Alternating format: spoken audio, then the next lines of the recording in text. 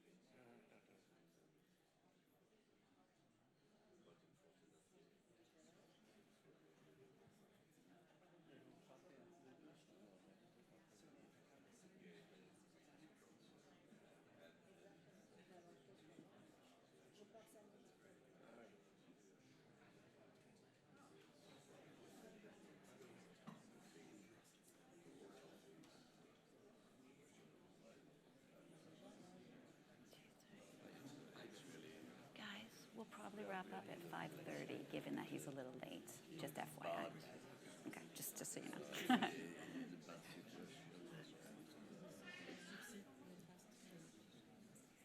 Philippa, we'll probably end at the panel and the questions at 5:30.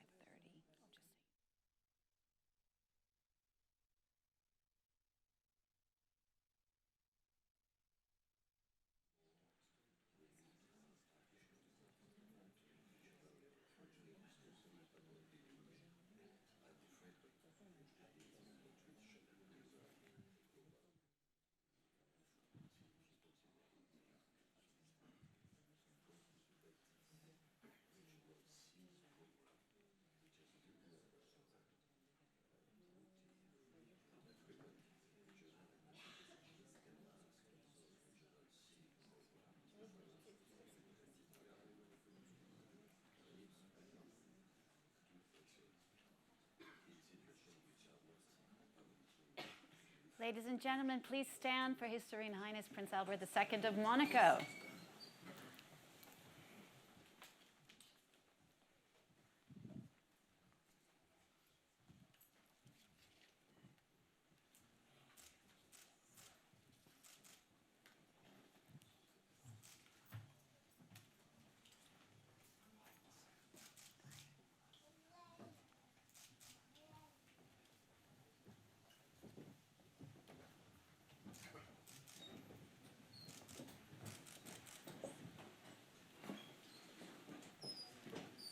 Hello, everyone. I hope you can hear me. Hello, hello, hello. Welcome to this Ocean Innovators Platform.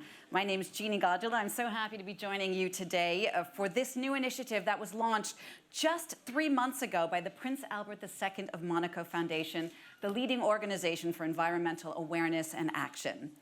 The Ocean Innovators Platform is dedicated to cutting-edge technologies and innovative approaches aimed at preserving the global ocean and our marine resources. Our focus today will be on how we can accelerate ocean innovation for the development of a sustainable blue economy. Coming up for you this afternoon, a top-level panel discussion on innovation and impact investing for the blue economy. That'll be followed by a B2B networking cocktail here at the beautiful Calouste Gulbenkian Foundation that's welcoming us today. We'd also like to welcome everyone who's joining us online from around the world. Thank you for your participation. You can always send in your questions to our panel that's coming up. The address to do that is oip@fpa2.org. That's if you're watching us from home, oip@fpa2.org. But first, ladies and gentlemen, would you please welcome with me now a passionate advocate for the conservation of the world's oceans, His Serene Highness, Prince Albert II of Monaco.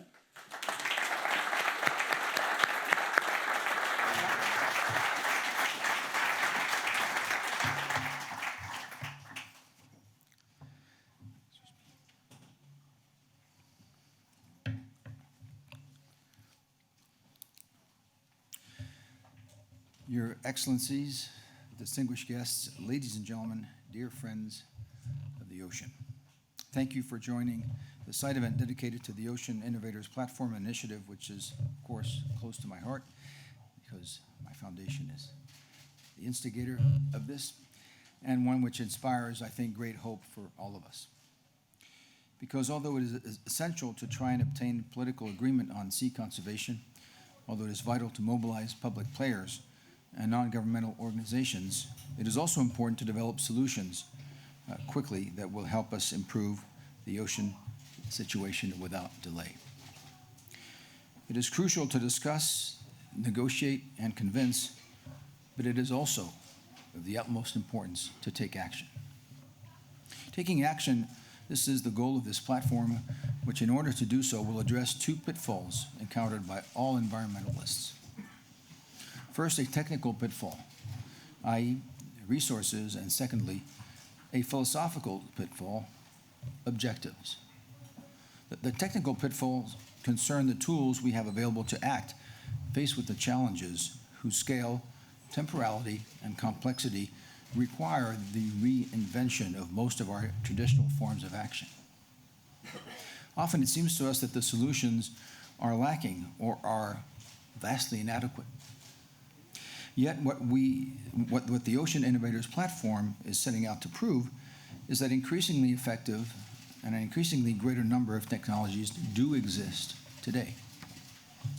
They are currently being developed by innovative companies, driven by the ingenuity, talent, and desire for action of individuals who, like many of you here, will not resign themselves.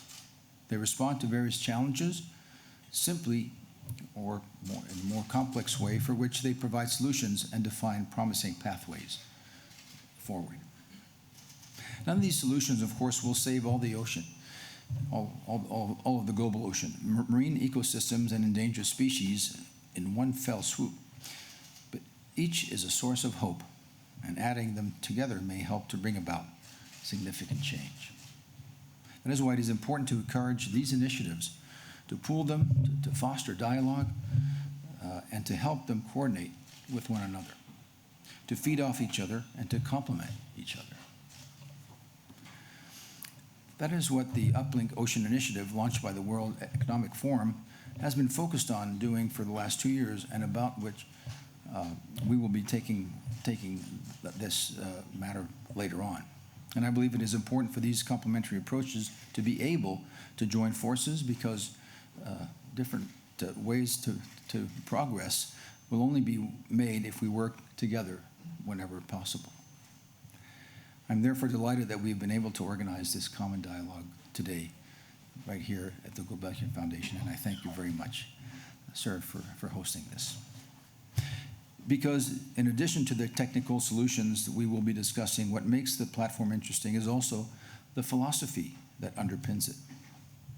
A philosophy shared by all those who, at this venue and all over the world, have focused their efforts on innovation to meet the key challenges of better protecting the world ocean while producing new economic resources.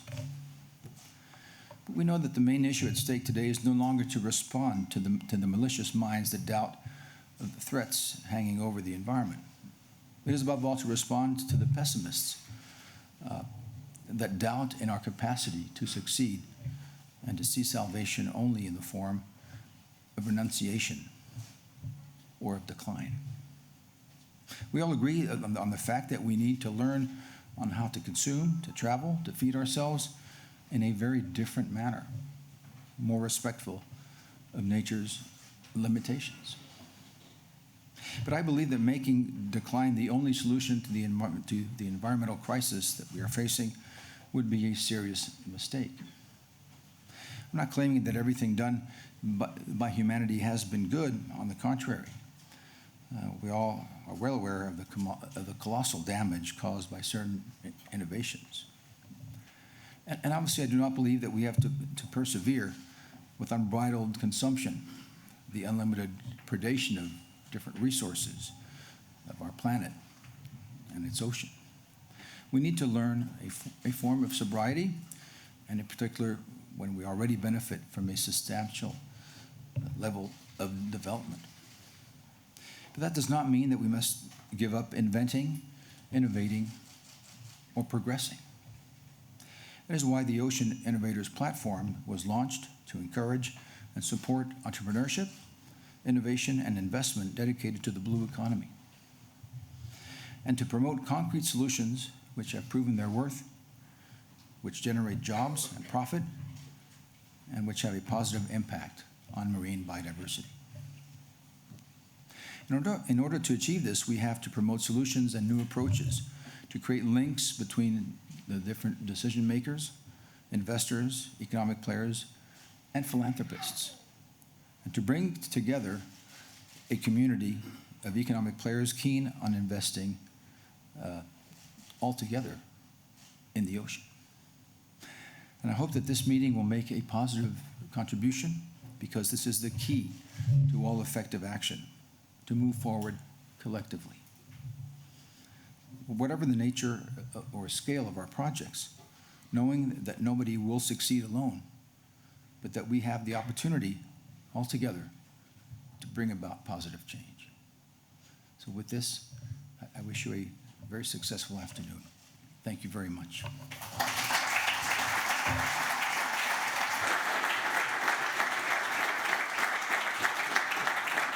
Monsignor, thank you.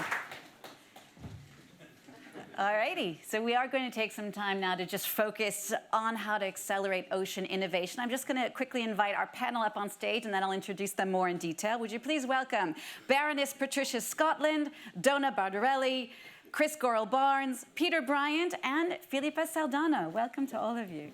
Excuse me, please. Why don't you take a seat in the middle? There you go. Yeah. Please have a seat. Oh, right there, Donna's good. Peter, why don't you go here, and then Chris on the other end. Okay. So welcome to all of you. Thank you so much for being part of this panel. Before we dive in, let me take a few minutes to introduce you to each of these prestigious members of the panel who are here with us today. Let me start with the Right Honourable Patricia Scotland, QC, Secretary General of the Commonwealth. Such an honour to have you with us. Born in Dominica and raised in the UK, Baroness Scotland's career has been marked by an extraordinary number of firsts. She's today the only woman to have been appointed Secretary General of the Commonwealth and has placed special emphasis on building the resilience of smaller and more vulnerable countries to fight climate change. She's been Secretary General of the Commonwealth since 2016 and was just recently re-elected. Congratulations.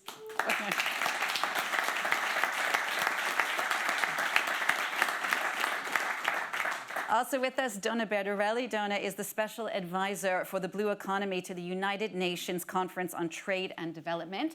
She's a philanthropist, ocean advocate, and investor, as well as the fastest woman to sail around the world. That's impressive.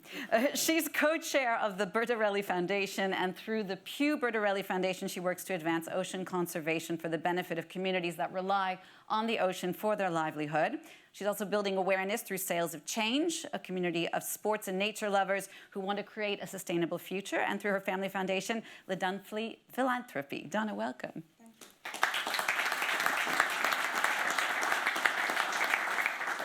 Chris Gorrell-Barnes, a social entrepreneur and the founding partner of Ocean 14 Capital, which is an impact fund focusing on ensuring a healthy ocean for everyone through a sustainable and regenerative blue economy.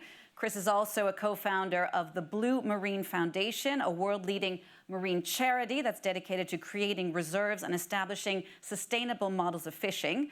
Chris was also the executive producer of the award-winning documentary, The End of the Line, a film looking at the consequences of unchecked, unregulated sea fishing across the globe.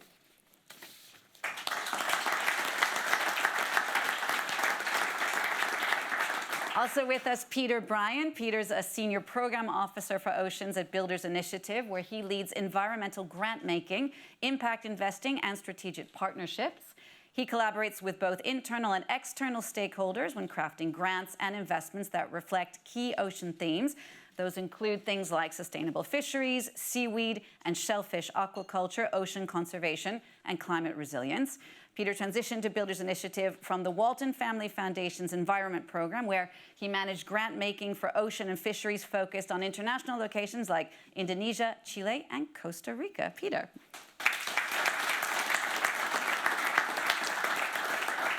And last but not least, Filipa Saldana. Filipa is an economist who strongly believes the business and financial sectors play a decisive role in redefining our growth and capitalism model, one that fully integrates for-profit success, environmental protection, and social well-being.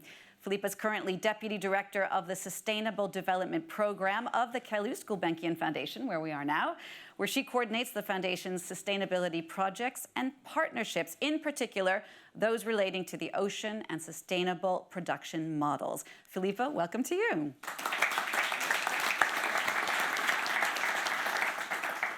So just very briefly, I'd like you to set the stage for us before we dive in. I know that this is a highly sophisticated audience, but I'm interested to hear from each of you your vision of the situation at the moment, perhaps something that you've seen personally in your own experience from your own country with your own eyes that can really speak to us about the state of the oceans today. Baroness Scotland, let me start with you. The Commonwealth, of course, includes states from around the world, covering a third of the world's coastal oceans. Tell us a bit more about the importance of the ocean to these small island states. Please take the microphone.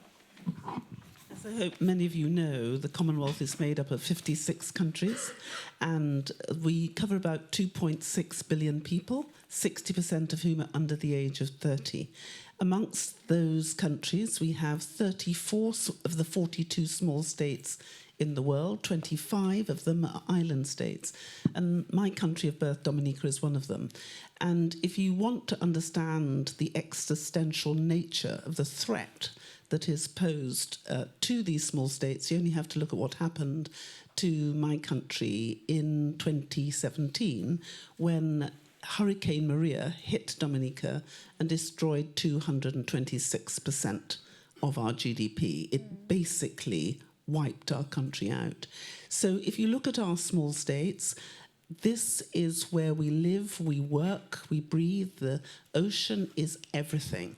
And that is the same for all these small states. So when we've been talking about 1.5 to stay alive, people think it's a slogan. It isn't. It's our lived reality.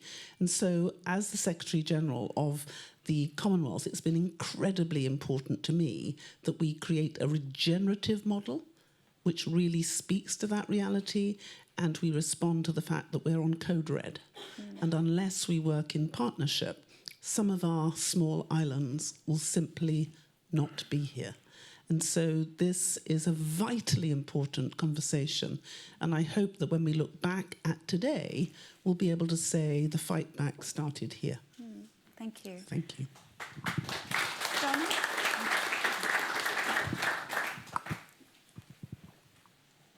Well, where we're at, I think Monseigneur showed us inspiring with the scientists from the two poles, Arctic and Antarctica. And when we hear the science, even though there is a great momentum right now, there are some countries that are making huge efforts in conservation.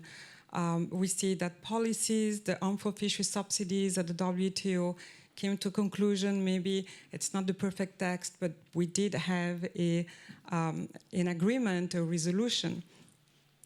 We're still failing. And even though 197 countries signed the Glasgow Climate Pact, and if everybody does, their job will still not meet the 1.5 degrees Celsius of the Paris Agreement. So how are we going to do this? How can we scale up that momentum? How can we scale up those efforts? And how can we have biodiversity really in every single discussions we take, not just at our institutions level, but in the private sector, in companies, in our finance, in everything we do, we need to have biodiversity and nature as an ally and at the table of negotiation. And I think this is really the key in the next few years, that it needs to become, it's not just production, it needs to be protection, equally important and equally, equally at the table of negotiations. Chris, how about for you? Are we at a point where it's too little, too late, even with the best of intentions? Just want to say thank you very much for putting on this event. the Blue Marine Foundation has had a wonderful partnership and relationship with His Serene Highness's foundation. It's really exciting now to be here talking about a new innovation. Is it too little, too late? I think we need to be a mixture of impatient, paranoid, and optimist. You know, we've got to be all those three things. There's a massive problem that we need to solve. The ocean is in crisis. I think enough people are aware of that fact, which is a great thing because that's been a problem. You know, I've been coming to this conference for many, many years, and it's only really now that it's got the attention it deserves. And I think from a philanthropic and a conservation perspective, there's some really good talks. And, you know, Donna's been announcing some amazing innovations, some 30 by 30, you know, conservation initiatives happening. Colombia announcing that they're protecting 30% of the oceans, and that's brilliant.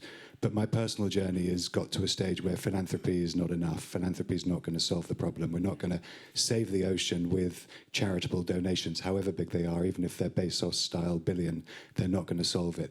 The only way we're going to solve the crisis in the ocean, and the only way we're going to save humanity, is to ensure that we have a sustainable and a regenerative blue economy. That's what we've got to do. We've got to transform that economy. It's a $3 trillion economy. It's equivalent to the seventh largest GDP country in the world. And it's big, and it's been overlooked, it's been underloved, and it's been underinvested in. So we need initiatives like this, which are driving and attracting innovation, that we can get that innovation, that technology, and that funding into the existing industry, into fisheries, into aquaculture, into seaweed, into plastics recycling, into shipping, and we can transform that industry, make that industry much more efficient, better operators, more financially, economically better, and of course more sustainable and more impactful. And if we can do that, and we need to do it now, not yesterday, not tomorrow, but we need to do it today, then we have a chance of preserving, restoring the ocean. And we need to make sure that we're looking at data-led, technology-enabled, circular and regenerative by design, industrial-scale platforms for the blue economy. They will have the impact we need, and they will be valuable enough in order for us to be able to create a blue economy that's valuable.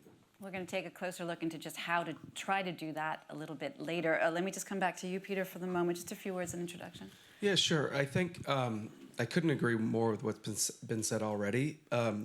Having gone to international governmental fora for 20 some odd years now on conservation and sustainability, it's remarkable how oceans is always trailing everything else. And I've seen that. I saw that in 2002. I saw it in 2008. Saw it in 2016. And even today, you know, we're building incredible momentum for investing in oceans. But I heard from so many colleagues in Glasgow that for the very first time, oceans were featured prominently in the climate negotiations, which is incredible to imagine when you think that it represents 72% of the planet. And it's a place where people generally don't live. We've got to think of the ocean as a critical part of the solution to the climate, the climate crisis. And I think equally for food systems, we've got to think of the ocean much more meaningfully contributing to food systems. And like the climate situation, ocean foods have always sat on the margins of the food system discussions. And I think that very slowly we're starting to see that integration. And it's about really realizing the opportunities that exist for sustainable production of foods in ways that actually don't require any inputs at all compared to what we're doing with agriculture on land. Filipa, tell us a bit more just about the situation here in Portugal, both the challenges as well as the opportunities. First of all, thank you very much, and it's a huge honor for the Carlos Gulbenkian Foundation to welcome the Ocean Innovators Platform and His Serene Highness. So thank you all for coming. So should I jump already for the bioeconomy, or should I talk a bit about the ocean crisis and what I believe? The sense on the ocean crisis and explain about the bioeconomy. Okay. So I believe that the main threats of the ocean are fairly known today. We have an ocean that is warmer, more acid, with less oxygen. We have overfishing, plastic islands. All of this is already known, and it's based on IPCC and other scientific-based reports. But more important, I believe that the main obstacle to ocean action is the invisibility of these impacts that I've just listed compared to the impacts of climate change on terrestrial ecosystems. So we actually need to understand the value of the ocean to our well-being and to our economic growth to be able to understand what we lose if you have an unhealthy ocean. So as quick as we are able to identify and quantify the value of the ocean benefits, the faster we are able to tackle the ocean crisis. And at the same time, and also related with this invisibility, there is also an emotional invisibility. It is much easier for all of us to see the concrete impacts of climate change on land, such as, for example, forest fire, than underwater, because this is obvious, because we don't live underwater, so it's pretty obvious, but it might suggest that good communication pieces and documentaries can be extremely valuable for us to raise awareness and ocean literacy about the extent and the seriousness of the ocean crisis. And just to finish with a note, 2 weeks ago I was attending a UNESCO Ocean Decade meeting, and one panelist said, I don't remember the name, I'm sorry, but he said that our ocean is on fire. So it is exactly this emotion and visual impact that we need to understand what is happening with the ocean. Right, and I think it's very important to underline that the ocean is still by far the lowest of the UN Sustainable Development Goals that's funded. I mean, lots of funding for the Green Climate Fund. The amount given to the oceans, I believe, is less than 2%, correct? Not, please take the microphone. Not quite, we're not 1%. 0.01%. So why, in addition to what Felipe was just saying, this notion of the economic invisibility, why else is there such a lack of funding? I know you all all want to say something about this. But. On every side, because, I mean, ocean is still out of sight, out of mind. So from a philanthropy perspective, it's still been very difficult to get people to care about the ocean. They don't really understand it. And it's been hard to get people to put money into climate, even harder to put money into ocean. And even though the ROI of putting money into ocean is incredible, you know, we created a marine reserve with many partners for £5 million endowment fund, protected 650,000 square miles of ocean. I mean, what better ROI is there? So you don't need that much money to go to protect the ocean, but you just need more people to understand the problem. And you've got money like the Bezos Foundation now committing $1 billion yesterday into oceans. So that's great. And then I think from the investment perspective, it's similar. It's just been too slow. Institutional capital has been too slow to look into it. You've had family offices investing in it. You've had, you know, good organisations like the European Investment Fund invested 35 million into our fund, and that's really innovative. And they were the first sovereign wealth fund to put money into a blue impact fund. So we need more governments and more sovereign wealth funds to put money in. Family offices are stepping up, but we need to move the institutional money. We need the pension funds now to wake up and realise that it's much greater risk not to invest in the oceans than to wait to find the perfect vehicle that might tick all the boxes to de-risk their investment. We've got to be really frank too, because foundations have paid 0.56% go to oceans. And from the Commonwealth's point of view, the reason this is so painful is that the small or the big blue ocean states, the tiny states in the Caribbean, in the Pacific and the Indian Ocean, for them, ocean is everything. But who cares? Who's listening to them? They are dying and people aren't noticing. So I think it's a real opportunity for us to look at those who have been guardians of the ocean and actually listen to them. We have now got the data, the empirical evidence to shape what works. But we've also got countries who have absolutely the political will to deliver it. So this is fixable. It is unacceptable that we have 0.01%. It's unacceptable that only 0.56% of philanthropic money goes to it. I'm constantly being told we have the money. Well, let's be frank, we also have the knowledge. So if those of us in this room decide and choose not to fix this, it's on us. And we need to be frank about that. So what's the problem? Is it just it's difficult to find the pipeline of projects? It's difficult to connect the investors with the projects? Where's the main problem?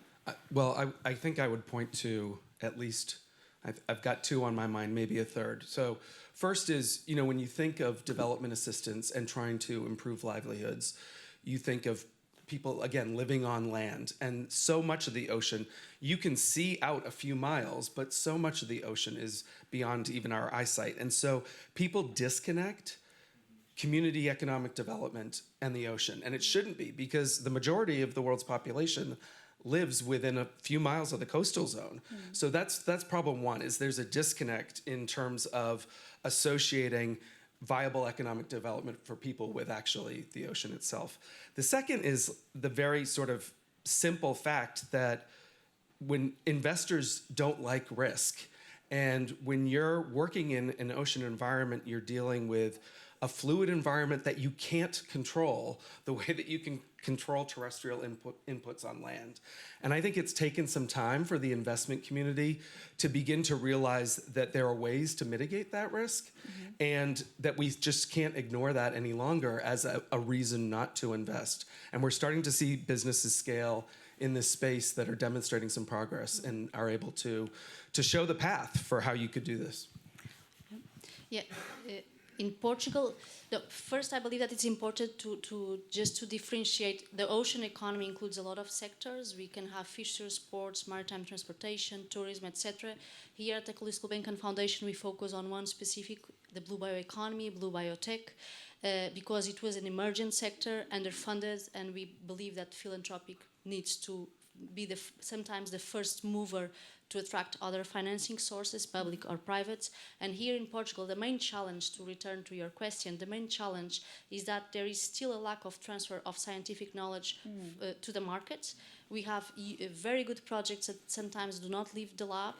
So we need to work with universities for them to start developing scientific projects with a market-oriented vision. We need to promote more industry, academic collaborations. And also very important, because these biotech applications can have long time to market. If we are talking about food, it's 1 to 2 years. If you're talking about pharmaceuticals, it can reach 15 years. So we need public funds to R&D in these areas.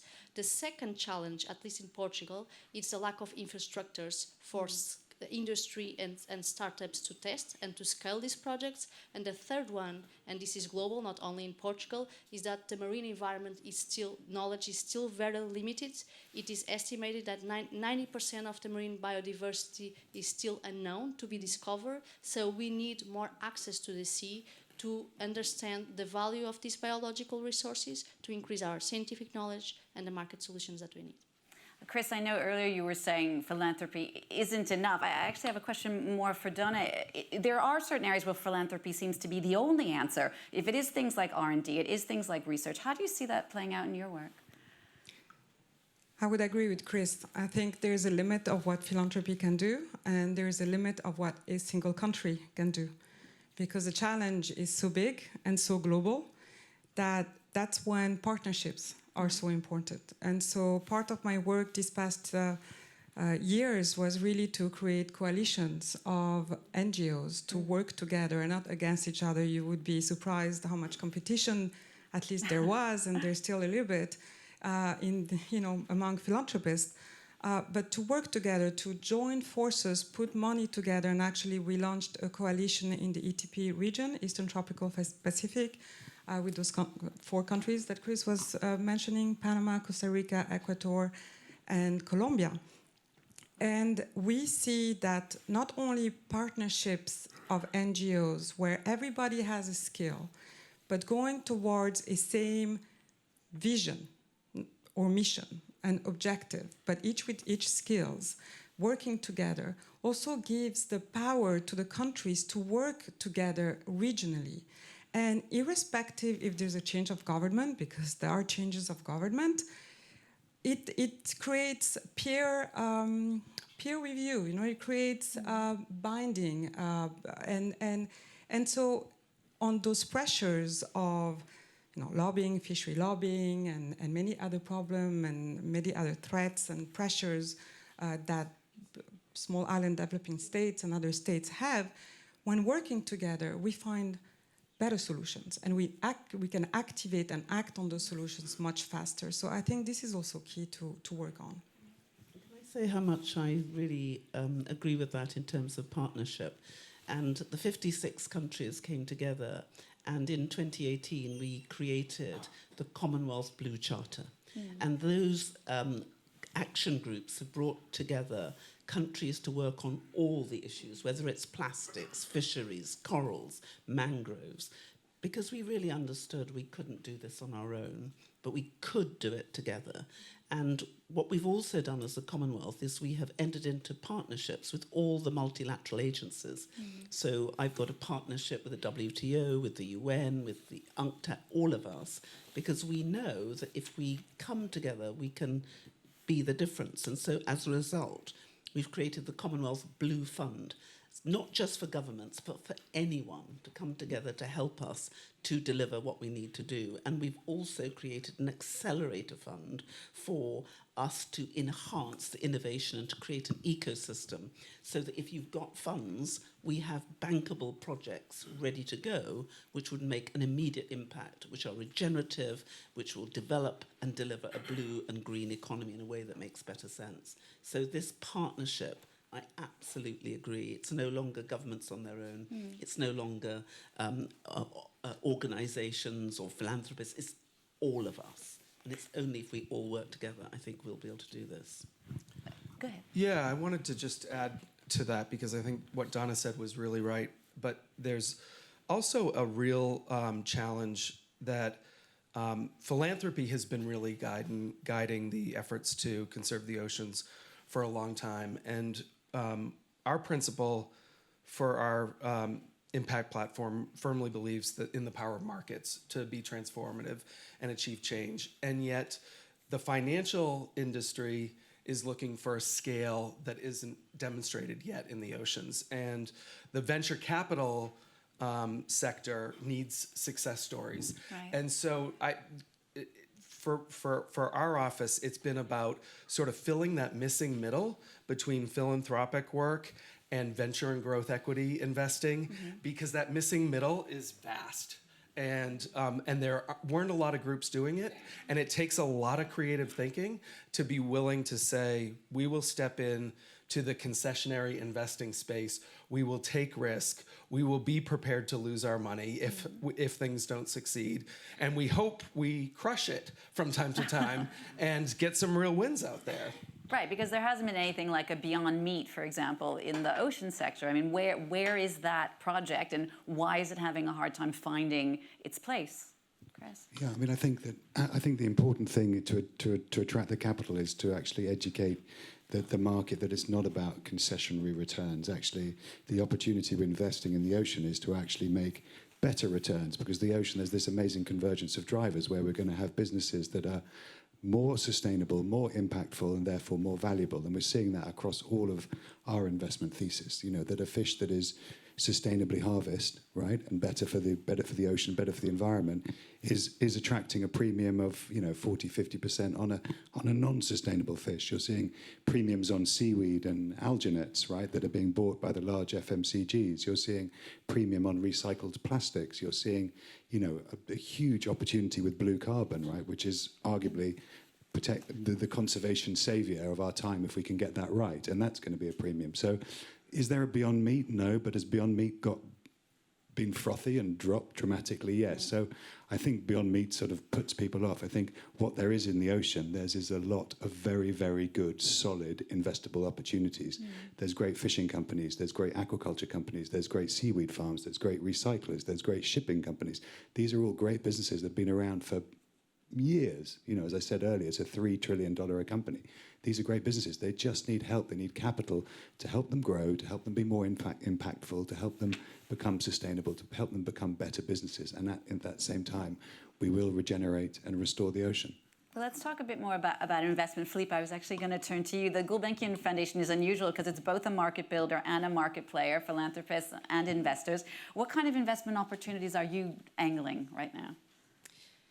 Okay, so regarding to the ocean, we focus on the biotechnology and the bioeconomy. When we start this journey in 2018, we developed an acceleration program dedicated to the blue biotech together with the Ocean Innovators Foundation, and the market was not existent at that time. Actually, in our strategy of the sea, the name of the sector was new uses of the sea. It didn't even have a name, but we felt at that time, and we had investors come to us saying that they showed to have some appetite for this type of companies. The problem is that it was that there was no pipeline of companies for them. So what we did as foundations was to create an acceleration program. It is already for 5 years now. We helped 59 countries to grow in the market, to have the business and financial skills to grow in the market, and to have the skills to attract public and private investment. And now, 4 years later, we have a pipeline of robust companies, more mature, to enter the market. And it is also very interesting to know that the philanthropic money here was, together with the Ocean Innovators Foundation, was 1 million and a half is nothing special, but these 59 startups together have raised 18 million euros in terms from 262 investors. So it's a lot of money and a lot of return of investment for us foundations. After building and helping this ecosystem to grow, the Carlos Gulbenkian Foundation has an endowment, and it's very much aligned with ESG principles. We are currently investing in 3 impact funds. Biodiverse forest. Another one, it's more general in terms of social and environmental solutions. And the third one, the last one, is exactly on this area. We invest in the Faber Blue Pioneers Fund. I don't know if you already heard, but it's a new venture VC fund that is entirely dedicated to the blue biotech. And this is also a sign. 4 years ago, we didn't have venture capital funds on targeting this area. Now, last year, we had 2 major funds in Portugal that are exclusively focused on the biotech. So I believe that the market will shift from now on. Donna?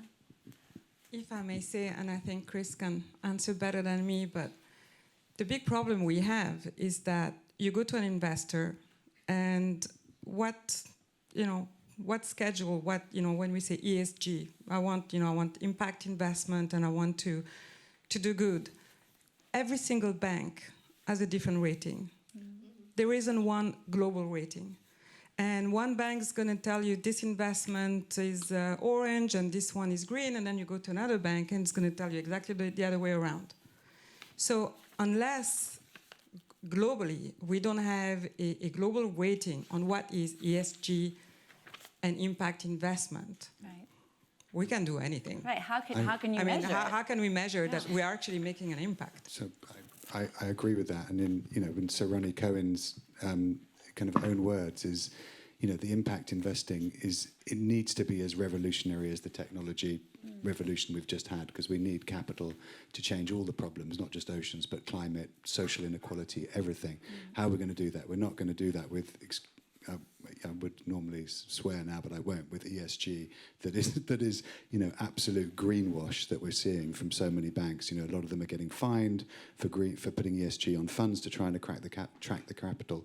What we need to do, and just to focus back on the blue economy, is to create a really robust impact framework that clearly measures what a sustainable and impactful investment is within the blue economy. And that's what we've done, and we've got regulation coming now, especially in the EU, where they will want to see proper impact measurement. They will want managers to tie their performance fee to their impact KPIs. We need to do that. We need managers to say, okay, I'm so confident that we are going to have a positive impact on the ocean. I'm only going to make my money if we do that. And that's what we need to do. And we need to have a measurement that is clearly, we measure how many tons of wild fish have we saved? How many tons of plastic have we stopped getting in the ocean? How much of a marine ecosystem have we protected, and how much have we reduced GHG gases into the ocean? And every single investment we do, we will not invest in that company if the management team does not sign up to our impact action plan. And that is to get that company to be more impactful And every single portfolio company we've invested in and every company that we're talking to are so excited about that because they can see that working with us, their business is going to be more valuable because it's more impactful. And we need to have a concerted effort across all the funds in the blue economy, that there is a framework that we all sign up to is, this is what an impactful fishery is, this is what an impactful aquaculture business is, this is what an impactful seaweed business is. And then the investors will feel confident that they're putting money in a good place, and then the reporting that they're going to get is, here's the money you made, and here's the impact that you created. And hopefully we'll get to a point that the investors are more excited about the impact that they've had than the money that they've made. And then they will both actually give optionality, because we believe that the impact, whether that is carbon credits, fish alive, marine protected areas, will be optionality and actually return more value to our investors in the future. And can I just tell you what we're doing? Because what we realised is that we had to have the data which enabled our member states to be confident that what they were doing actually made a difference. So we do have regular meetings under the Blue Charter. We're looking at creating an implementation toolkit so our members know how to manage this appropriately. And we also have to have a common baseline, because it's incredibly difficult if we're all counting different things and we haven't got interoperability. We are also looking at bringing in similar framework regulation, similar framework legislation. So we've created a Commonwealth climate toolkit, legal toolkit, so that the frameworks that we have actually work. And the wonder of having the 56 countries is we're like a petri dish. We have some of the largest countries in the world, India with 1.4 billion people, but some of the smallest countries in the world, Nauru and Tuvalu, who have 10 to 11,000, and all in between. But we share the same common law, the same institutional frameworks, similar parliamentary structures. So whatever we create enables us to be interoperable, so that when we say this works and this doesn't work, we've got an opportunity to share that. And I think what's really exciting is that the Commonwealth family are being brutally honest with each other. And they're saying, this doesn't work.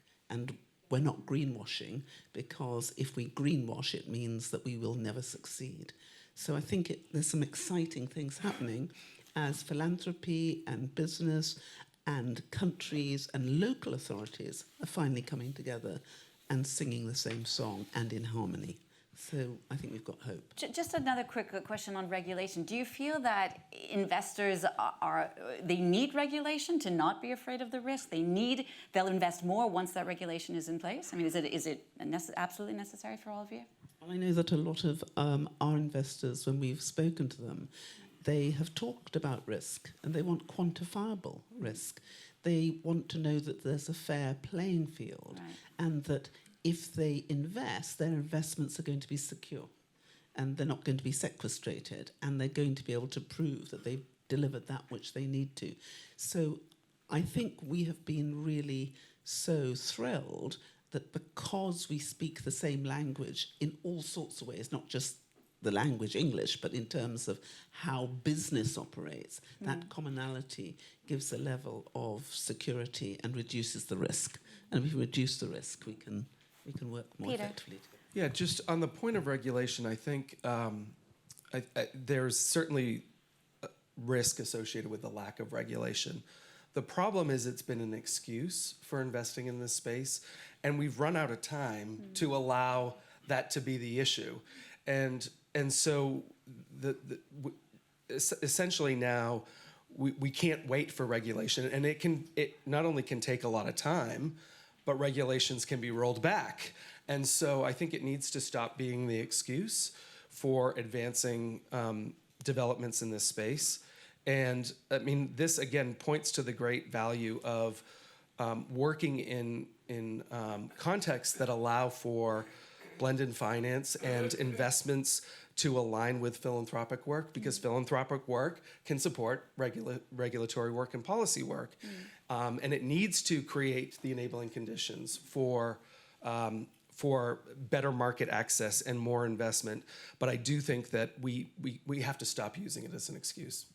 Philippe, a quick word, and then I want to move on to your favorite innovations, because we need to talk about that. No, I think that in Portugal, at least in this sector, is a little bit the opposite. I think that investors want feel more confident and comfortable with stable regulatory environment and a fiscal environment that is innovation friendly. So it's a little bit the opposite. It's like to simplify some regulations and help startups and the industry to be able to enter this market easily.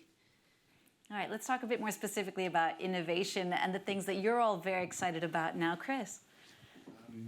Well, so I think I just wanted to touch on the regulation thing. I think it's important for the big money that they'll want it, but also I think regulation for the areas we're investing in is important. You know, we need regulation in fisheries, right? There's huge opportunity there for investment opportunities when we need transparency of where the ships are, what they're fishing. We need to use blockchain and technology marketplaces to be able to track the fish that are caught and to the plate, because at the moment there's a massive illegal fishing problem. You know, there's IUU vessels everywhere. Often you don't know where your fish comes from. It's on your plate in your restaurant. So huge opportunity there for regulation to support, but also innovation and technology. To answer the question on my favorite innovations,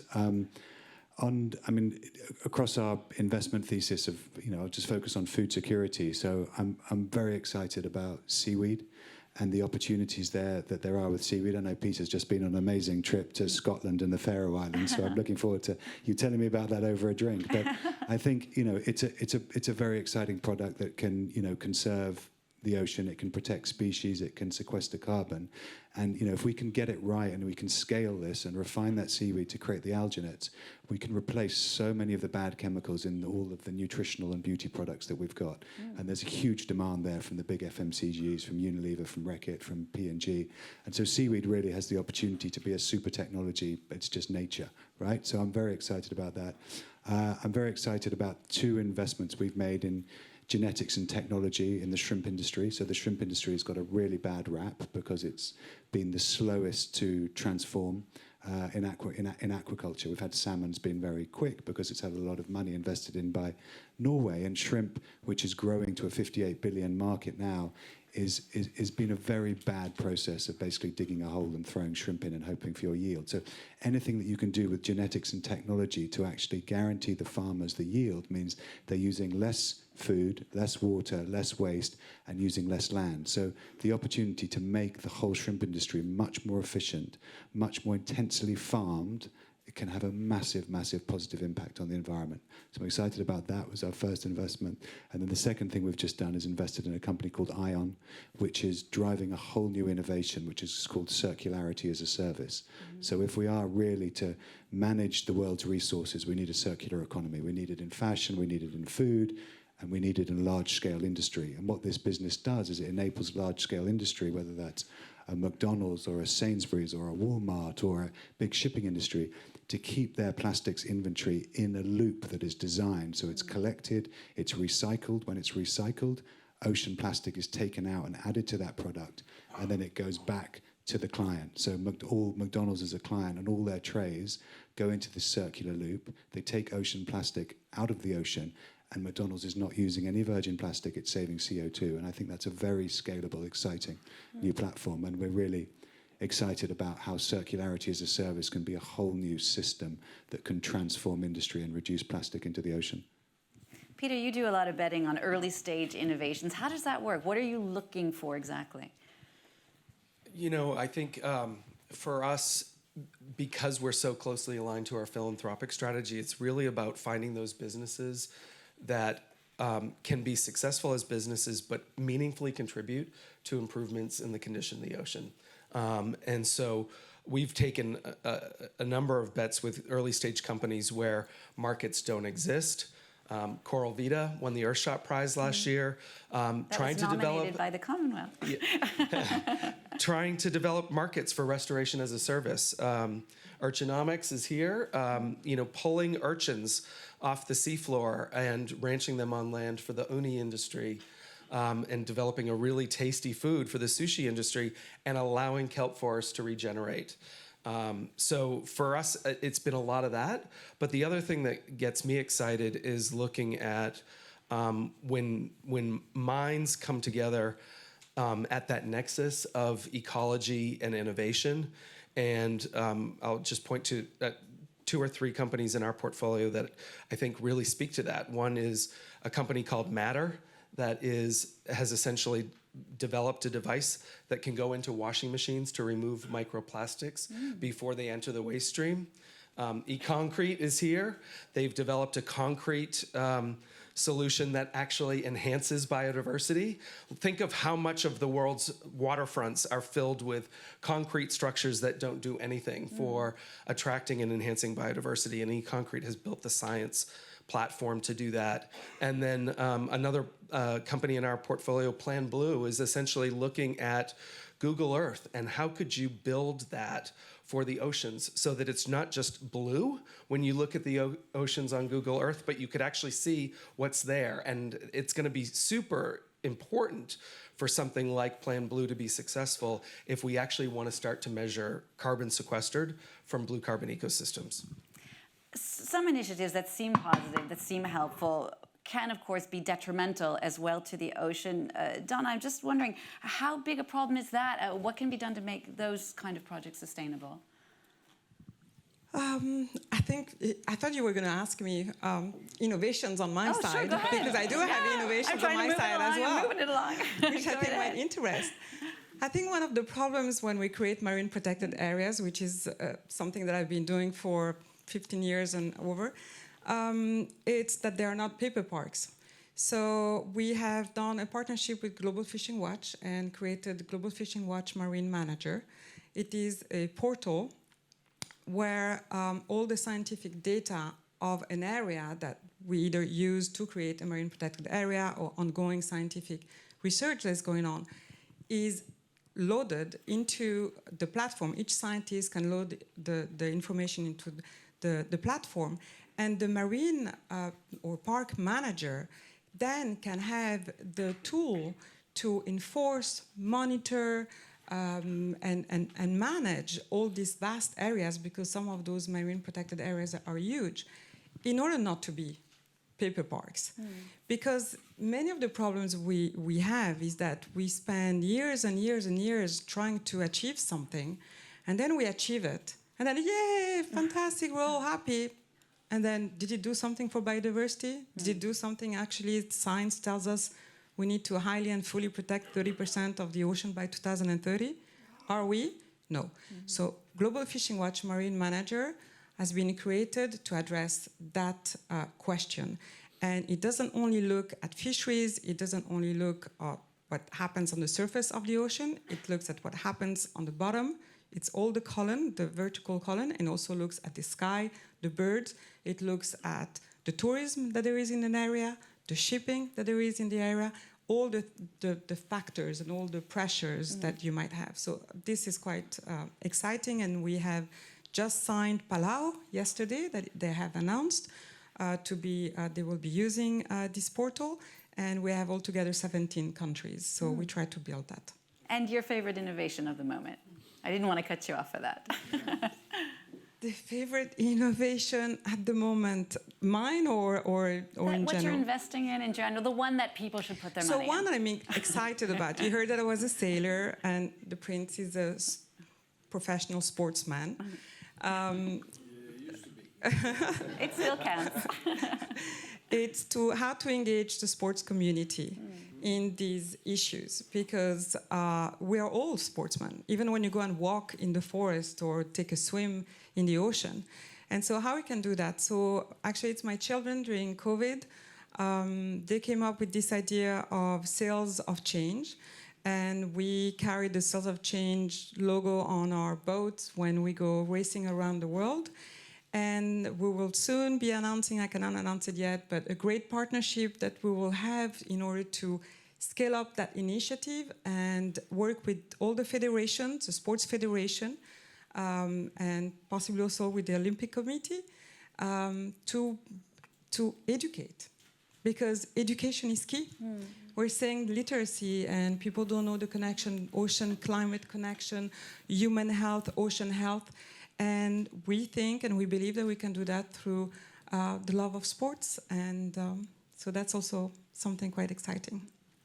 Philippa. No, regarding innovations, like I said in the beginning, we have helped 59 startups, so we have 59 stories to tell. I'm not going to emphasize anyone, but the most important thing to understand about the biotech and the potential of the blue biotechnology is that it enables us to transform blue bioresources such as fish scales, algae, bacteria, sponges into different products and services with different market applications. So we are talking about foods, pharmaceuticals, cosmetics, waste treatment that is sustainable. So that is the magic about the blue biotech. In terms of new projects and innovations, the Carlos Gulbenkian Foundation just launched on June 8 a very innovative project which is called the Gulbenkian Blue Carbon, and in that one we are not talking about acceleration programs, we are talking about mapping and characterizing all the blue carbon ecosystems in Portugal and try to invest into that restoration, and that will be important for to protect the 30%, the goal that is actually is the only metric of the SDG 14 that is quantifiable, and that is very important to tell too. We have 10 in the SDG 14. We have 10 measures, and the only one that has a quantifiable metric is that one. We should have more. Yeah. Can I give 3? I know that's quite greedy. The first is that we created the Secretary General's Innovation Awards, which awards brilliant young innovators who have come up with some of the most fantastic ideas to change. One of them, for example, this young man is now on the front page of Forbes. He took sargassum weed and turned sargassum weed into biogas, as well as creating one of the most fantastic natural fertilizers, which improves the quality of the earth and by about 30%. So that's one. And I can tell you, our young innovators in the Commonwealth are fantastic. So any of you who are burdened with money, please come along, because we've got fantastic young innovators. The second is the way that we're now using the opportunities to take advantage of biomimicry, and the fact that the biomimicrysts are coming up with some fantastic opportunities, carbon-eating concrete, so you make every building a sequestrator, the opportunity to fly faster, easier and better, because they're analysing how birds fly. And that is a huge opportunity to look at nature. But then look at what we're doing with mangroves. I'm in love with mangroves because they are really the nurseries that we need, and the way in which we can make our ocean more vibrant. And so there are so many innovative, great ideas, and we need all of them. But I think that if you would like to come and look at what we're doing and unburden yourself with your money, I would be really grateful. Thank you. Why? I love mangroves as much as you do, but why does rainforests still get so much attention and mangroves don't get the attention, but they do so much more? We need a whole mangrove campaign. Yes, a lot of PR. And we've got one, so please come and join me. We're going to open up the floor to your questions now. We did get some via email already. I'm just reminding the people who are watching at home, oip@fpa2.org. Here's a first question while you're gathering yours together. Someone wrote in to say, today most of ocean innovation arises from developed countries. How can we help developing nations or least developed nations empower ocean entrepreneurs? Anyone is Donna or Baroness? I'd say the Innovation Hub and invest in young innovators, because the most exciting innovations I've seen came from some of our smallest states. We've got just as much genius, but they don't have the exposure. And so what we hoped we would do is to create a barrel of fantastic ideas, and you just need to come and pick them up. So I think help us with the innovation ecosystem, because it's possible. Yeah, the innovations, that we create and we fund, then we need to be able to scale them across the Commonwealth, right? Because if you're coming up with new ways of, whether it's growing seaweed, new ways of aquaculture, new ways of protecting fisheries, new blue carbon initiatives, the petri dish or the areas that we actually will have the necessary impact is across areas of the Commonwealth. So it's making sure that partnership, innovation. And we've got 46% of all the coral And if you think about what that represents, we've got 49 countries with the coastline, and we are responsible for 36% of the world's oceans. That's a lot. And we definitely need help.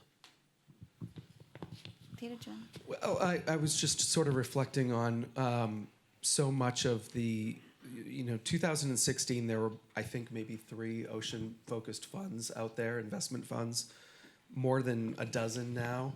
But there's still, the large majority of them are out of North America and Europe. And I think one of the great challenges of not being able to travel over the last 2 years is that we've not been able to expose ourselves as much to the incredible stuff that's happening in other parts of the world.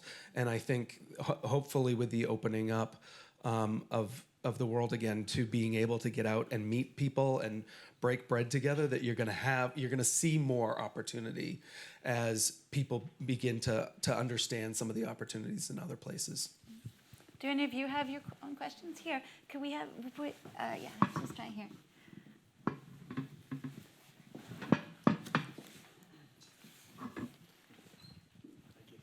Hi, Tom Green from Vesta. Thank you, Your Serene Highness, Your Excellencies, and the whole panel for being here. My question is about value in the commons. So when you think about the ocean, there's a lot of impacts on climate, there's ocean acidification, there's the need for shoreline protection. A lot of the things that we need to do to address these problems benefit either everybody or a whole community.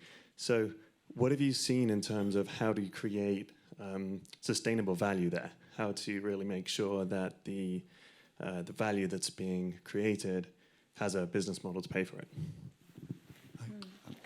I think that's where blue carbon can play a key role, because what we need to do to really drive the necessary conservation of the ocean is to be able to securitize it and to be able to have financial modeling. So we need to put a value on nature. At the moment, we just abuse nature because there isn't really a value. The minute you put a value on a kelp forest or a mangrove forest, or you put money on fish stocks alive, that fish are worth more alive than dead, then actually you can put value on it. And what we need to do is to create a blue carbon system whereby it's much more beneficial for local communities, probably a lot of them in the Commonwealth, to keep the mangrove forests alive as opposed to chop them down and create aquaculture, because there's a value on them and they are receiving money from them to protect the environment. And then we have value on mitigation, on reducing storm surge, on protecting fisheries. So all the wonderful things that nature do, we need to create a value of it. And that requires some very, big money coming into it, and it requires some sophisticated financial modeling.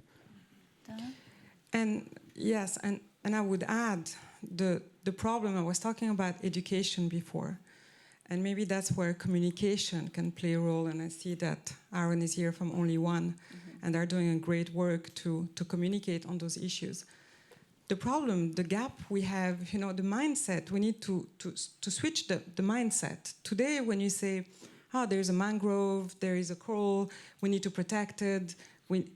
People think in their mind, you're taking something away. And we don't understand that we're actually not taking something away. We are actually adding value. We're protecting that value like money in the bank. And another economist, Rashid Somalia, that you all know, says, if we were to close down fishing, the high seas to fishing, no fishing, no take in the high seas, 70% of our waters, of our ocean, we would not have a problem or discussion about food security. We would feed the world with fish sustainably, blue sustainable economy for a long time. But that would require to close down the high seas. So that concept, and this is an economist, it's mathematic. We know it, it's scientific. So we need to be able, and I think communication might be able to help us, and education to help us, to switch that mindset. It's not because you protect that you're taking away. No, you protect, you're adding value, you're protecting your value, protecting your money like an account, and giving value to corals, to fish. Ralph Shami, another economist, how much is a whale, a blue whale worth?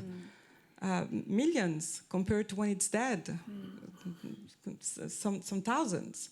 So I think it's really a switch of mindset, and it has to come. And we are all communicators. We saw again yesterday night during the fantastic presentation, when social media didn't exist. Okay, we're going to the cinema, we're watching beautiful films, and we're all inspired, some of us, and then we go on and then forget about it.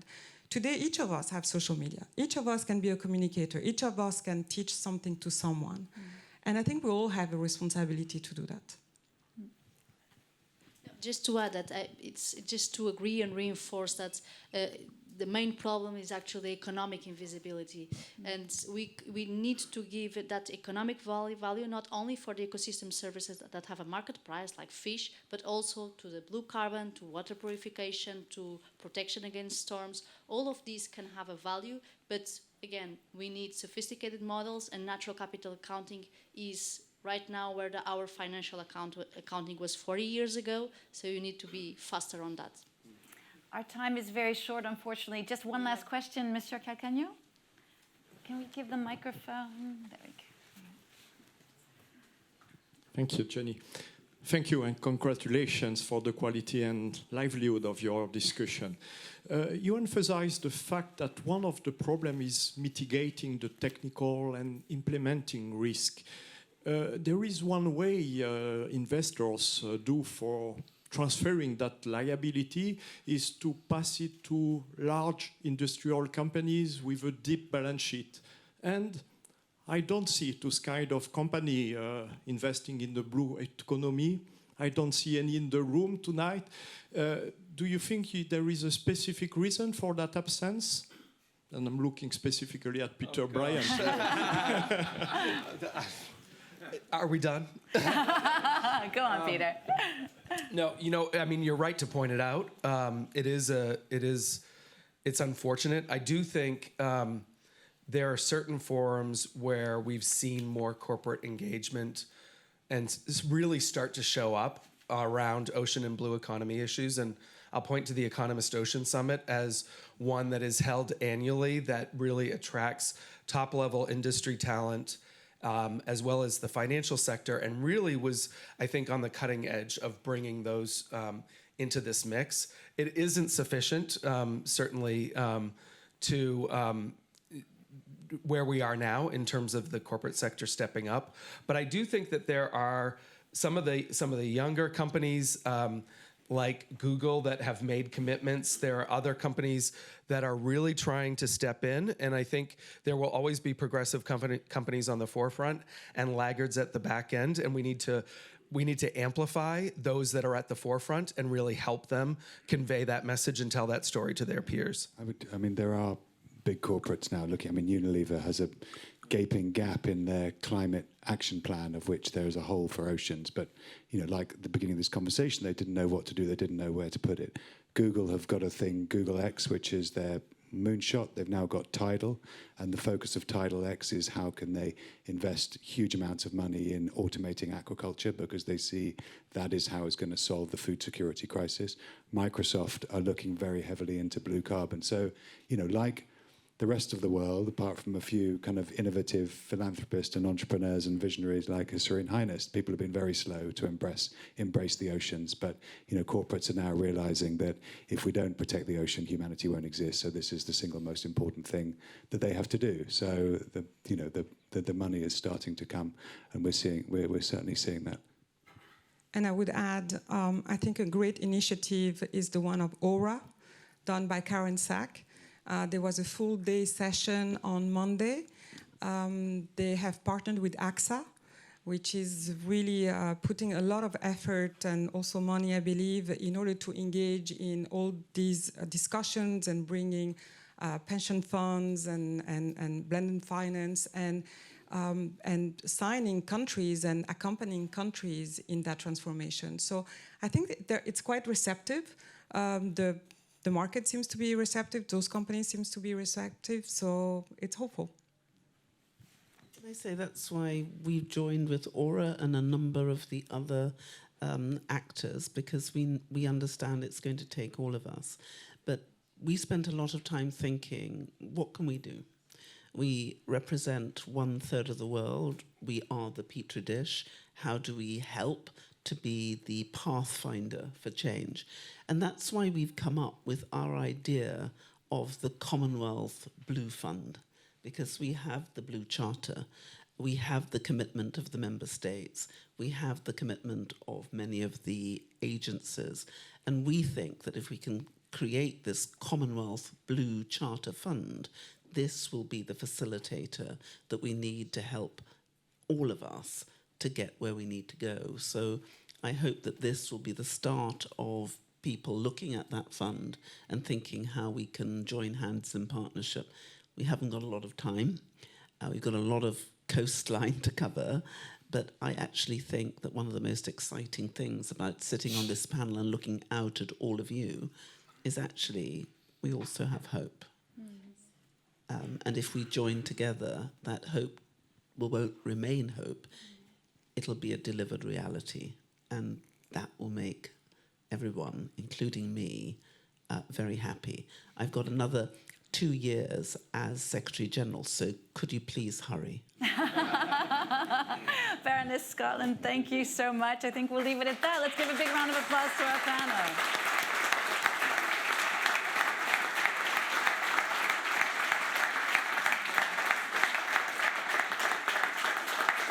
Thank you so much to all 5 of you. It was fascinating. We can continue discussing throughout the evening, of course, with all of these guys if you want. In the minute, we're just going to take a short break up until about 6 o'clock. We'll be back here with a second short panel discussion celebrating 2 years of UpLink Ocean. So we'll see all you back here in half an hour. Thank you.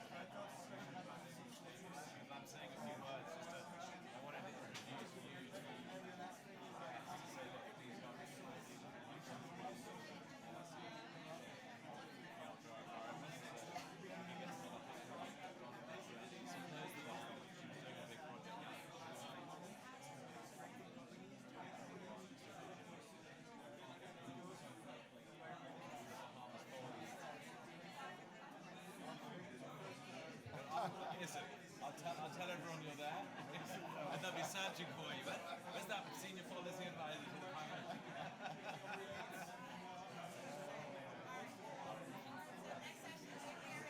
Yeah, I think it's a short one, and then we have a. I tell you who I wanted to meet. Danielle Dodd. Danielle's creating the first zero emission shipping company. She's designing. Who's that? The drinks coming there is somewhere in the building. In another room. But they should let us know where it is. She is creating one of the first zero emission shipping fleets using carbon fiber sails, hydrogen technology, and battery technology. And she's moving her headquarters to Grand Bahama, registering her ships in the Bahamas. All operations run from Grand Bahama. But the ships will be. Let me grab her. Hang on. Danielle. Sorry, she's and she, one of the things we wanted to do, she's done it in Costa Rica, is to reinvigorate the legacy industries. We used to have that in the Bahamas. Sorry, Danielle Doggett. This is Jerome Fitzgerald. Sorry, Secretary of State for the Environment. No, I'm getting it wrong. Minister of State, sorry. Minister of State, Mr. McIntosh. Senior Policy Advisor to the Prime Minister, and also the Prime Minister, Jerome Fitzgerald. Minister of the Environment,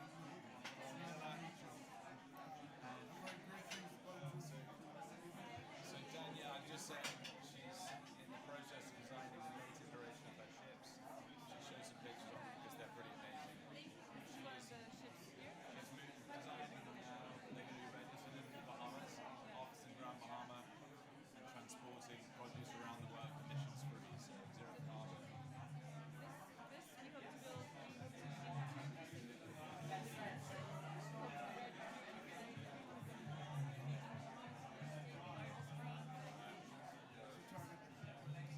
When's the launch date?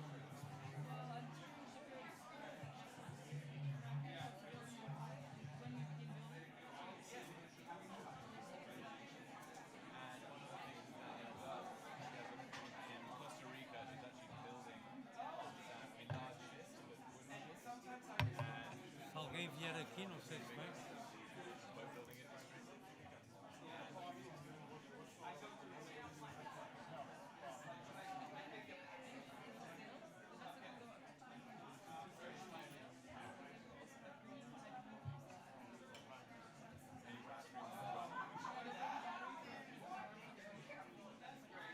There you go. You'll be seeing lots of Danielle soon, I think.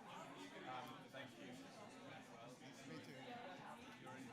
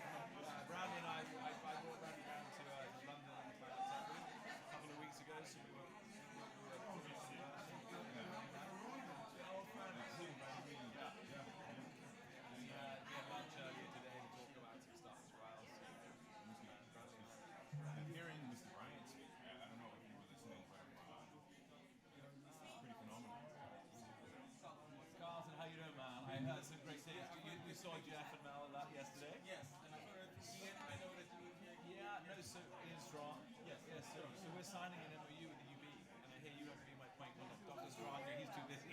He's got so much going on. Doctor. Doctor. My apologies. My apologies. So you two, you're cousins. Yes. So someone successful granddaddy or grandmommy or something. That's it. I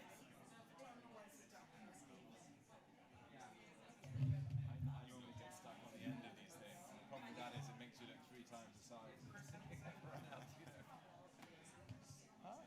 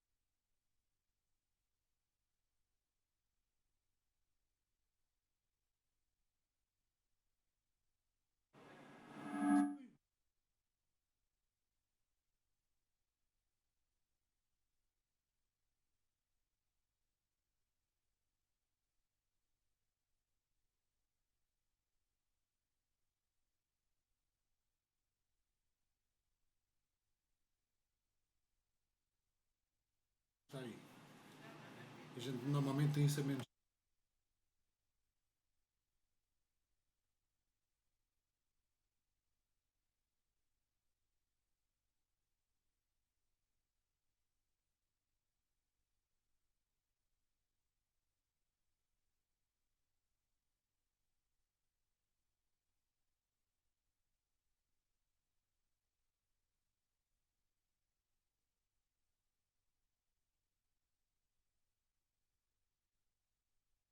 Sou tão maluco, eu tô...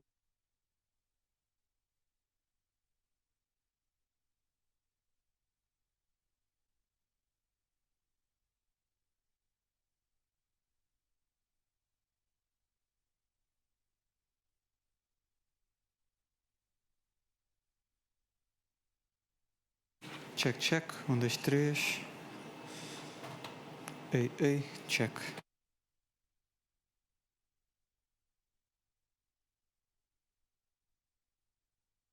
Ei, ei, check. Um, dois, três, quatro, cinco, seis. Eu vou lá. Deixa-me ver ali o micro como é que está. Ok, check. Um, dois, três, quatro. Oi. Entra logo em feedback. E baixei. Vou baixar a sensibilidade dele, que ele está com. Vou meter menos 12, se calhar o outro também está a menos 12.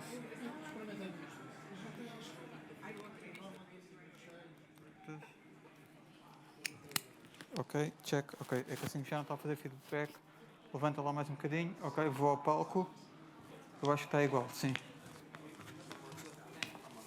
Ok, yeah. Sim, está igual. Assim já não tem feedback, já está à vontade no zero. Yeah, é isso.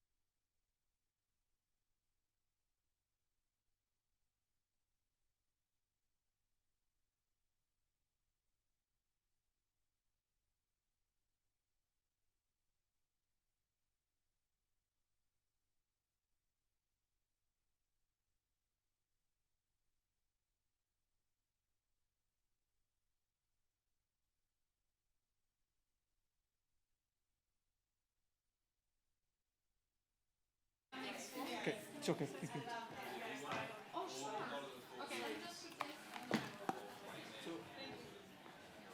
She will call me. Oh, whoa.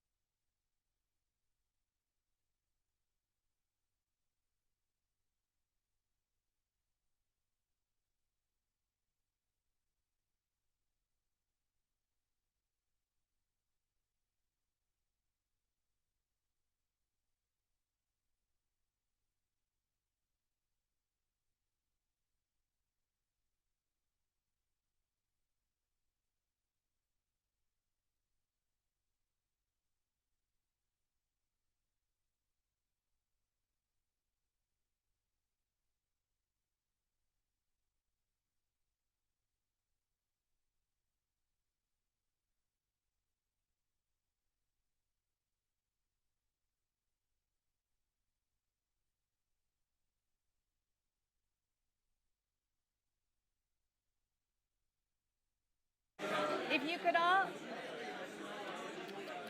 all, come in and take a seat, please. If everyone could all come in and take a seat so we can get the next session underway. Thank you. I think we have an extra chair. Should I just leave it empty or should Yeah, I? just leave it empty. It's okay. That's all right. I loved your moderation. Oh, thank that you. Was an awesome panel. Thank you so much. Yeah, well, it was they could have done it all on their own. They were great. Yeah.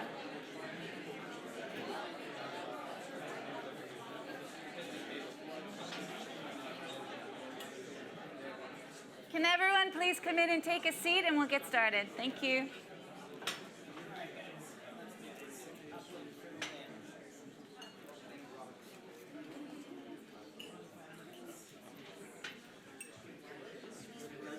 Please come in and take your seats.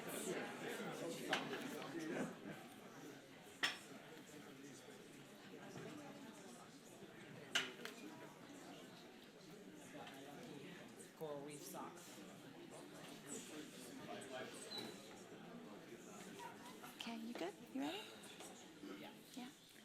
All right, welcome back, everybody. I'll let you all take your seats. We're now going to have a short panel discussion on 2 years of UpLink Ocean, Reflections on the Ocean Innovation Ecosystem. This is going to be moderated by Ron Tardif, Pillar Lead, Accelerating Ocean Innovation for Friends of Ocean Action. Let's welcome him and his panelists.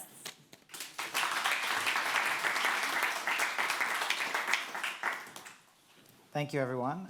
Delighted to be here. Thank you to the foundation, both foundations, Gulbenkian and Prince Albert II of Monaco's foundation, as well as the other organizers, for giving us this moment to reflect and share some of our objectives and achievements with UpLink Ocean and the innovation work of Friends of Ocean Action. So I'm Ron Tardif, and I'm the Pillar Lead for Accelerating Ocean Innovation at the Friends of Ocean Action, which is a unique informal group of over 70 ocean leaders who are fast-tracking solutions to the most pressing challenges facing the ocean. Its members, which includes His Serene Highness, the Friends, come from business, civil society, international organizations, science, and technology. Our mission is to use our knowledge, means, and influence to help the international community take the urgent steps needed to achieve what we call SDG 14+. UpLink is the open innovation platform of the World Economic Forum, built jointly with Salesforce and Deloitte. And it launched with UpLink Ocean in 2020. UpLink Ocean acts to help enable the other pillars of Friends of Ocean Action in support of SDG 14.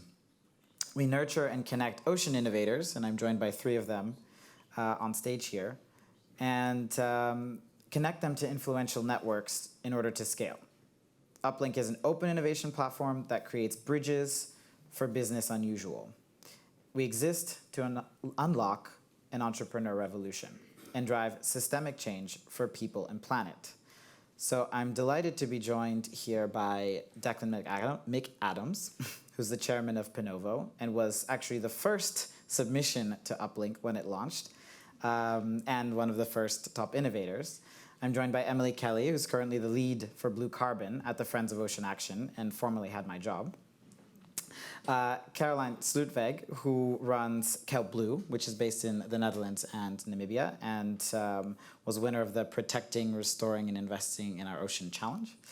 And Yusuf Bilisanmi from Eja-Ice, based in Nigeria, who was one of the winners from our UpLink Blue Food Challenge. Lost my notes here. So our first questions, I would just love to hear about the work that each of you are doing in 2 minutes, and I'll be strict. And also, how does innovation emerge in the work that you're doing? Declan.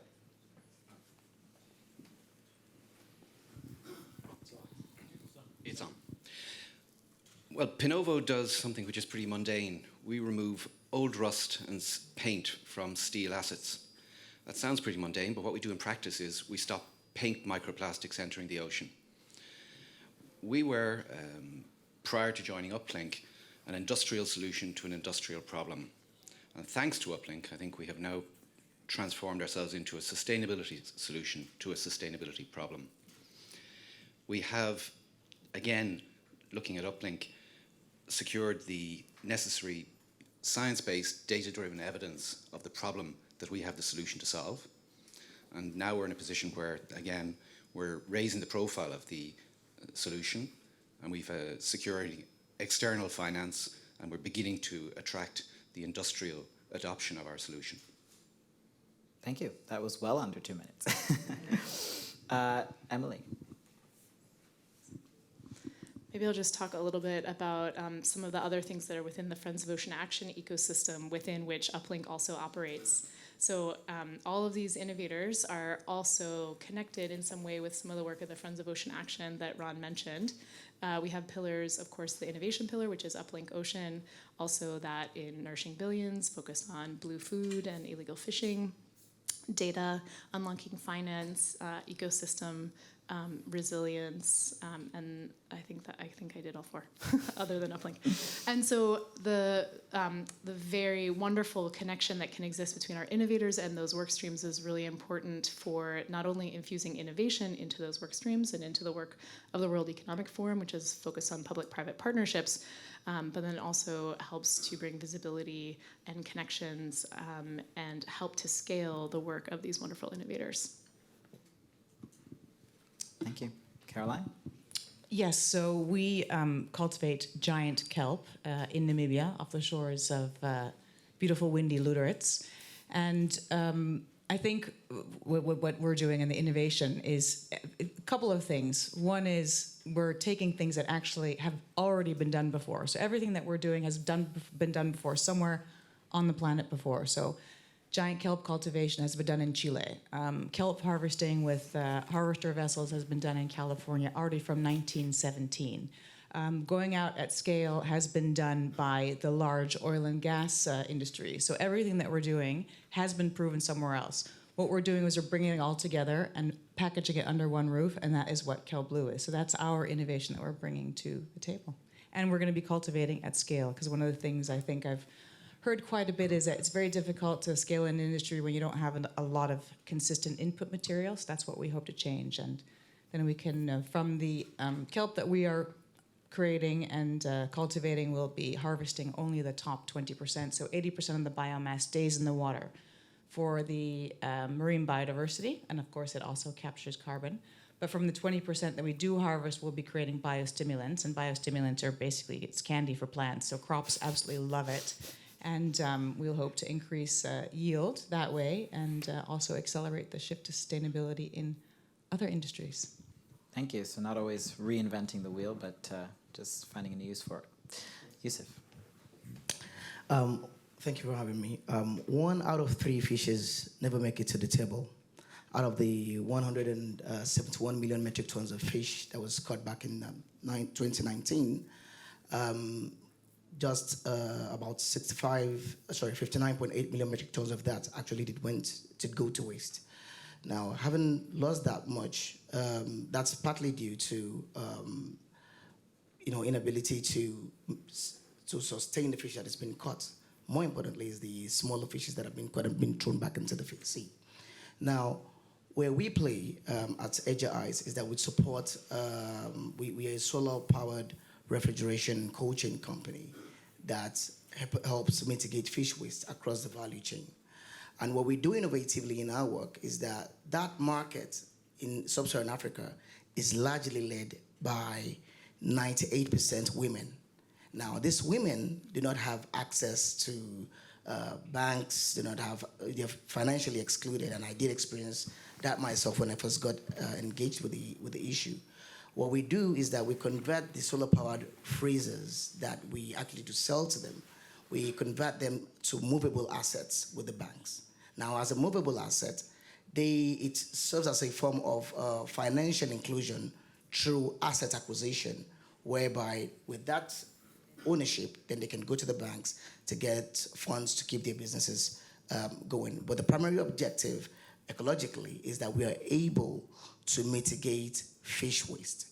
Back in 2020, we were able to help to reduce about 137,000 fishes from going to waste. Thank you. Thank you so much, all, for introducing and telling us about the incredible work that you're doing. I'd like to go back to Caroline. One of the trends that we noted earlier today with the launch of the Ocean Impact Navigator through the 1,000 Ocean Startups Coalition, of which UpLink is a very proud member, was the underdevelopment of the ocean innovation ecosystem in the global south compared to the global north. How what has been your experience working in a country like Namibia, and what are some of the things that we need to do to boost the ocean innovation ecosystem in the emerging markets? Yeah, it's something that we've realized firsthand, because we have a wonderful woman working for us. Her name is Iria, and she already had an idea to harvest kelp from the beach and then mash it up and feed it to chickens, because it's also a great chicken feed. She wasn't able to get past the next stage of getting the license to be able to collect that kelp, and she had a fantastic idea, but there just wasn't enough support for her to continue. And she's just a fantastic brain and has a great idea. And there are a lot of people that have really fantastic ideas. They are very local solutions. And if you look at investors and investment, investors always look for things that can scale. But at a certain point, the ideas and what needs to be proven, they need to be local first. So don't discount the local ideas that can really make an impact in local communities, because there might be a kernel of something there that can scale. And I think that's what we really need to be supporting, is really looking at what those ideas are and giving the hand and giving that extra boost, and then supporting the development. So accelerators like Ocean Hub Africa have been fantastic. I think there needs to be more of those, and there needs to be more connection, because there's so much that they can learn from us and everyone here in the room that it's a shame to waste that. So I think definitely more support. Yeah, and actually on UpLink, most of our largest innovator base is from Africa. So we have really committed to sourcing ideas from unusual places, unusual businesses from unusual places. So on that note, I would like to go over to Emily, and you are actually the first ocean innovation lead for the Friends of Ocean Action. Why did UpLink launch with Ocean? And in particular, why have so many of our private sector and investment members and partners of the forum gotten involved? Yeah, it's really exciting actually to have had UpLink start with Ocean. Obviously, all of us are passionate about the ocean, and so when Salesforce and Deloitte launched UpLink in partnership with the forum, Ocean being a passion from those organizations, it was such a thrill.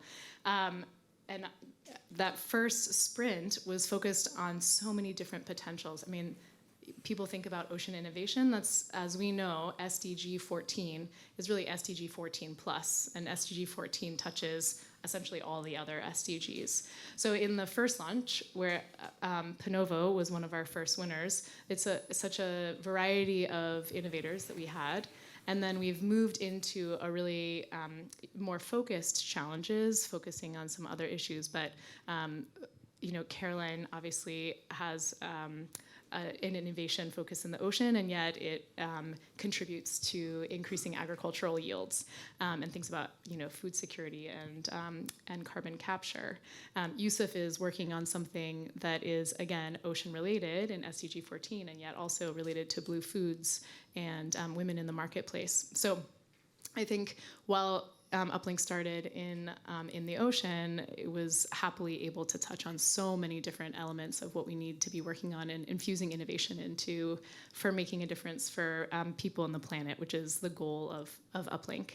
I think that we've gotten a lot of excitement from innovators and from investors as well, because we're able to be part of a broader ecosystem. Ron mentioned 1,000 Ocean Startups and many others who are really pushing towards ocean innovation, and all of us are a part of an important ecosystem that's trying to uplift innovators. So we don't need just one or two or three platforms and accelerators and investors. We need everyone on board to get to where we need to go.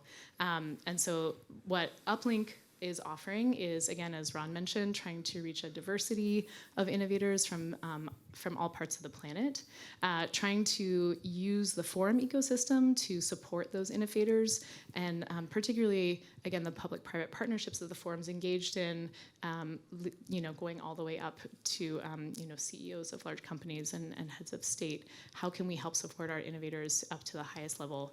And then, as Caroline mentioned, these local solutions that are so important. How do we get amazing local solutions to make differences in communities, and then how do we scale those later in ways that are still relevant? That's something else that UpLink is really keen to pursue, and that I think our collaboration with investors is keen to pursue as well. Thank you so much. Declan, Pinovo, as I said, was the first submission to UpLink. Why were you so enthusiastic about it? What has been the benefit of being a part of that really broad innovation ecosystem?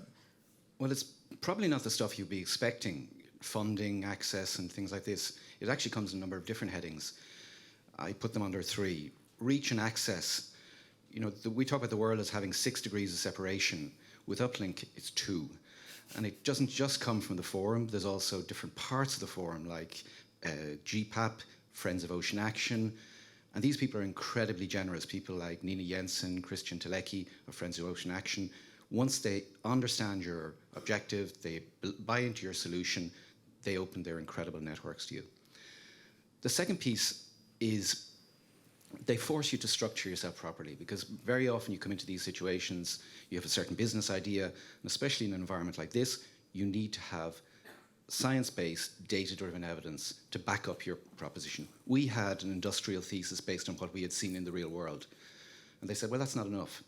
So thanks to an introduction to IUCN, we identified researchers in Lausanne who produced the research which identified the scale that paint is the biggest source of ocean microplastic pollution.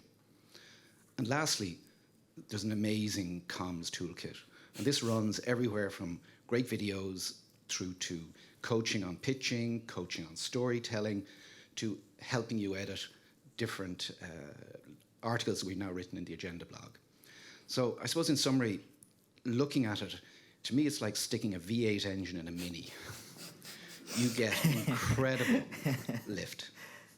Thank you, Declan. We're really proud to support your work. Yusuf, you were selected through our Blue Food Challenge. What made you apply, and what were you hoping to gain? And in addition, you live in Britain, but you're operating in Nigeria and recently Rwanda. What are some of the unique challenges that you face when working in Africa that you maybe don't see in places like the United Kingdom? Yeah, thank you. So what caused us to apply initially was, I mean, it's the World Economic Forum, and for a very long time we never actually came by any accelerator program that was focused on the ocean. All investors, all platforms were engaged, didn't see the problems we were trying to resolve as a problem, and they would say to us, but is this really a problem that these fishes go to waste? And but it was helpful to really be within that ecosystem where, you know, it's at the forefront of the discussion, and we didn't need to struggle to explain, you know, what the problem is and had that shared support from everyone at UpLink. On the other side, with regards to the sort of challenges we face, largely it's still comes back to the same subject of funding, financing, support. Like I said earlier, most of the investors on the sub-Saharan African continent are really interested in quick numbers. So you're looking at anything fintech, anything, you know, once it's hardware, everyone wants to, you know, take a step back. Once it's got to do with the oceans that they can't really see, it becomes a much more difficult conversation to have. So we've really struggled over the time to help people see value in these areas. And yeah, but I mean, the session earlier on today really gave a stronger sense of hope that it's coming to the forefront of the conversation. Thank you. Yeah. And also through your supports, we got enrolled with the Ocean Hub Accelerator, where we begin to have those kind of platforms where those conversations are now at the forefront and giving us the kind of support that we do require. Congratulations. Thank you. So I wish we had more time to dive even deeper, but I hope that everyone has gotten a little taste of what fantastic work and interesting solutions that our guests are working on, and we'll find them at the reception and ask. But I wanted to first turn to the audience and see if anyone has a burning question for our panelists. Don't be shy. Yeah. Okay, I know. We're standing in front of you in a cocktail. All right. All right. Fair enough. So actually, and that being said, we'll read the room.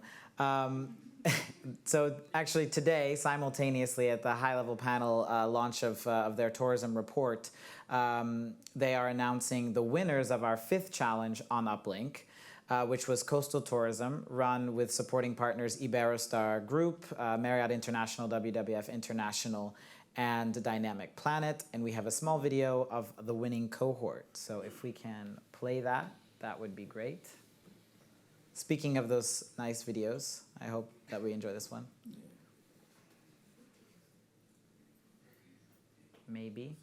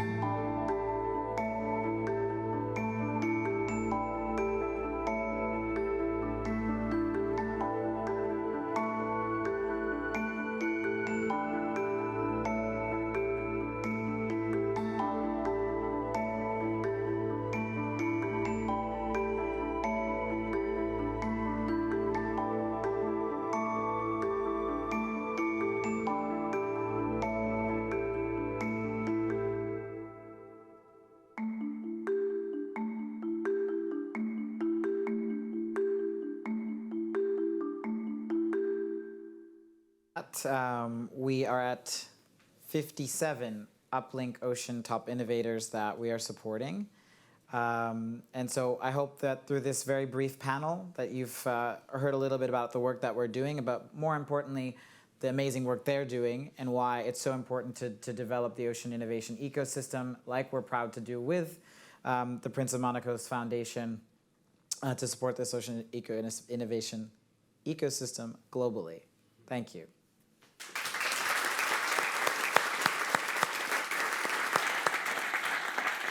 Ron, thank you so much. Thank you to all our panelists. Congratulations again to 2 years of UpLink. It's fantastic. We are going to continue now networking at the cocktail, as Ron mentioned. It's up on the 3rd floor, so you can just follow everyone up to there and enjoy yourselves. There'll be a few speeches to come, and have a wonderful evening.